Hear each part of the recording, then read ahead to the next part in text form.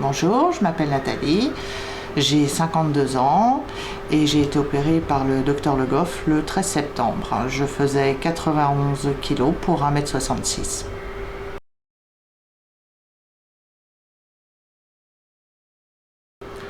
m. Ça fait environ 20 ans que je fais des régimes. J'ai commencé par des régimes protéinés, puis des régimes plus équilibrés mais qui me permettait de manger de tout en petite quantité, mais je tenais de moins en moins longtemps, au début 1 mois ou 2 mois, et puis au final j'arrivais à tenir un régime 1 semaine et après ça ne passait plus, j'avais trop faim et je reprenais mon alimentation encore plus fort et donc je regrossissais à chaque fois un petit peu plus.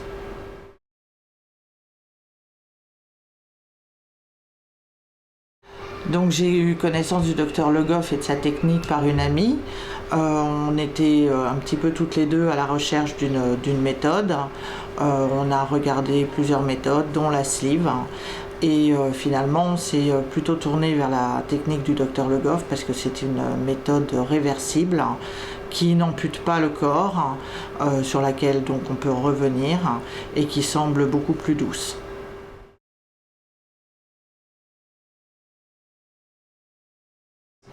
Donc j'ai choisi la technique du docteur Le Goff parce que je trouvais que c'était une méthode moins invasive.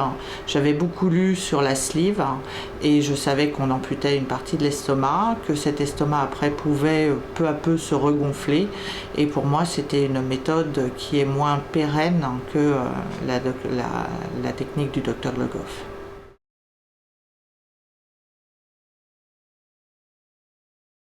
Donc l'opération a eu lieu le 13 septembre. La prise en charge était très facile. J'ai eu rendez-vous le matin pour aller à la clinique et l'après-midi j'étais opérée. L'opération s'est bien passée. J'ai aucun mauvais souvenir. Je me suis réveillée sans problème. Quelques petites douleurs et des tiraillements au niveau de l'estomac. Et puis après 2 jours de clinique, j'ai pu rentrer chez moi, fatiguée par l'anesthésie, mais en forme.